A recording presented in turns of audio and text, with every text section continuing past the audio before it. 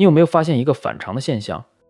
一家站在科技最前沿的 AI 巨头，在准备上市的关键节点，竟然不抢技术大牛了。就在2026年7月21日，他们反而把2位金融圈的顶级大佬请进了董事会。这到底是在焦虑什么？要看懂这步棋，得先看他们之前栽过的大坑。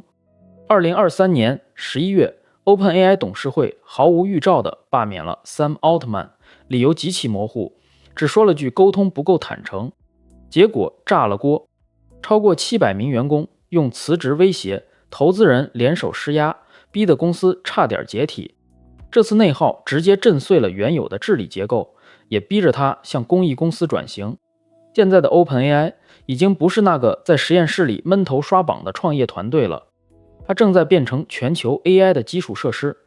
这意味着以后它的安全级别和监管压力得直接对标水电煤气，技术参数刷得再漂亮，通不过合规审计，照样寸步难行。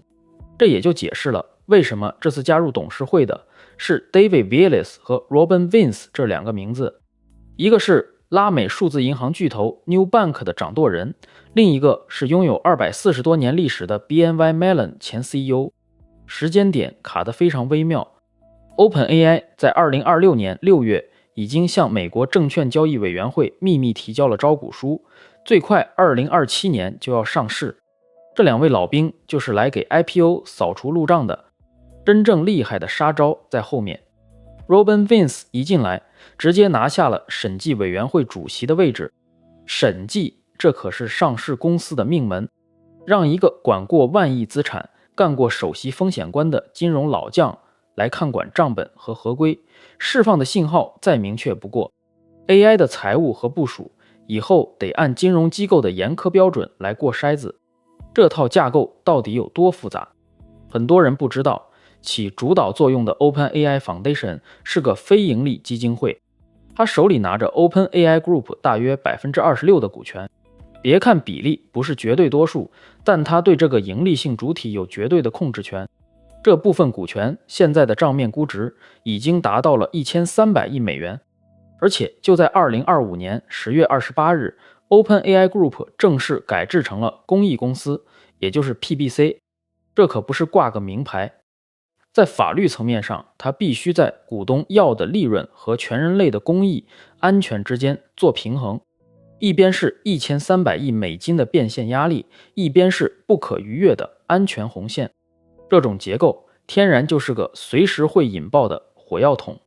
这时候另一位新董事 David Vélez 的价值就体现出来了。他白手起家，把 Nubank 做到了 1.35 亿用户，最擅长的就是在严密监管的金融夹缝里做数字化扩张。 AI 想在全球落地，马上就要撞上各国各样的本地监管墙，怎么在合规的前提下把用户规模滚起来？他就是找最贵的教科书。你看，现在 OpenAI 的董事会已经扩充到了10个人，数一数成员背景，风向变了。以前是科学家和学术泰斗聊算法，现在是金融、合规和数字化老手聊落地。决策层的重心已经彻底转向了执行力和风险控制。这里还有一个细节，很多人都在盯着。Sam Altman 本人在2025年10月重组之后，不持有 OpenAI Group 的任何股权，一股都没有。这在硅谷巨头里极度罕见。说白了，就是为了在监管和公众面前自证没有个人利益冲突。如果你是还在纠结算法和参数的开发者，这波趋势你必须看懂。风向变了，以后拼的不仅是你的模型跑得有多快，而是你的应用能不能过得了金融级的合规和审计。谁能把安全、合规和技术性能同时跑通，谁才能拿到下一张入场券。没别的，